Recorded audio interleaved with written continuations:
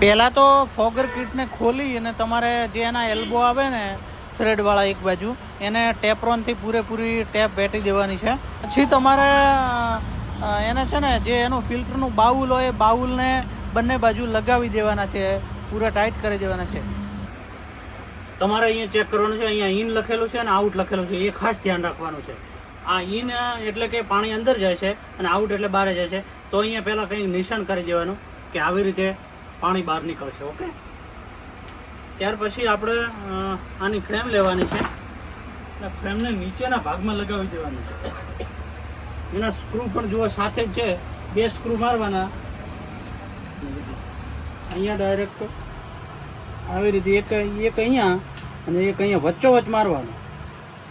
બસ આવી રીતે સ્ક્રૂ મારી દેવાના અને ડિસમિસથી તમારે ટાઈટ કરી દેવાના છે. મારી પાસે ડ્રેલ છે, તમે ડિસમિસ હોય ને તો એનાથી પણ ટાઈટ કરી શકો છો.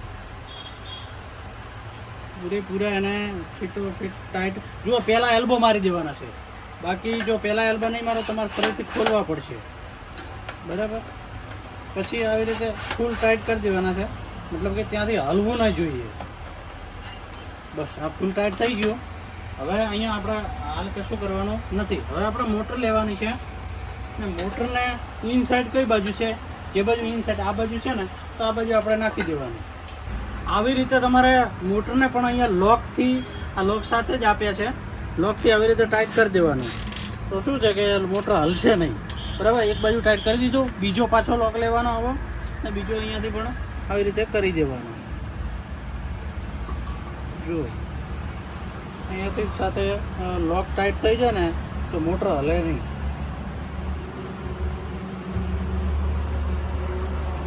બરાબર, જુઓ અહીંયા ટાઈટ કરી દેવાનું. કમ્પ્લીટ થઈ ગયું, મોટર હલશે નહીં. બસ આને જે આ 2 હોલ આપેલા છે ને ત્યાંથી ખોલી દેવાનું છે. અને અહીંયાથી જે રબર મારેલું છે રબર લઈ લેવાનું અને આના જે થ્રેડવાળા આટાવાળા જે એલ્બો છે ને એ લેવાના છે. એને ફરી પાછી થોડી ટેપરોન મારી દેવાની છે. ટેપરોન ફૂલ મારી દેવાની એટલે શું થાય કે લીકેજ ના થાય. અને ટેપરોન મારીને અને અહીંયા ટાઈટ કરી દેવાનું છે એલ્બોને. બને ત્યાં સુધી પહેલો મારશો ને તો તમને નડતર રૂપ નહીં થાય, મજા આવશે. પછી તમે મારી શકો છો, પણ પહેલાં મારો તો સારું રહે.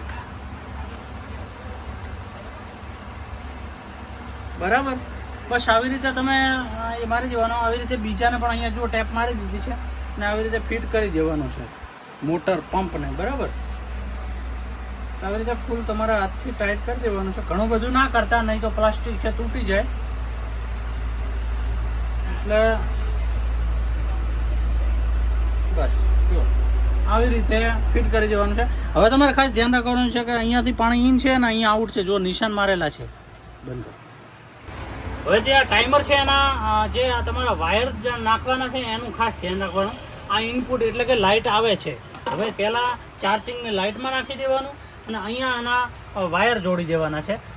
બરાબર, વ્હાઈટ અને લાલ જોડી દેવાના છે અને આ બંને જોડી દેવાના છે. બરાબર, પહેલાં તમારે વાયર જોડી દેવાના છે.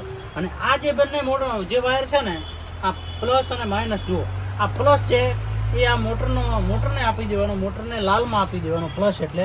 અને આ બ્લેક જે છે એ મોટરને બ્લેક આપી દેવાનું. આમાં તમે ખાસ ધ્યાન રાખજો. અહીંયા જે આઉટપુટ લખેલું છે આ મોટરના છે, ઇનપુટ લખેલા છે ચાર્જરના એટલે કે લાઇટના છે. ઓકે, આ ખાસ ધ્યાન રાખવાનું. ત્યાર પછી અહીંયા જ ફિટ કરવાનું.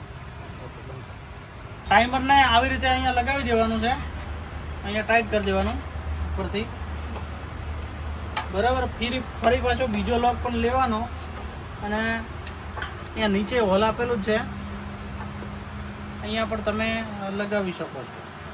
અહીંયા નીચેથી ડાયરેક્ટ તમે એને લગાવી શકો.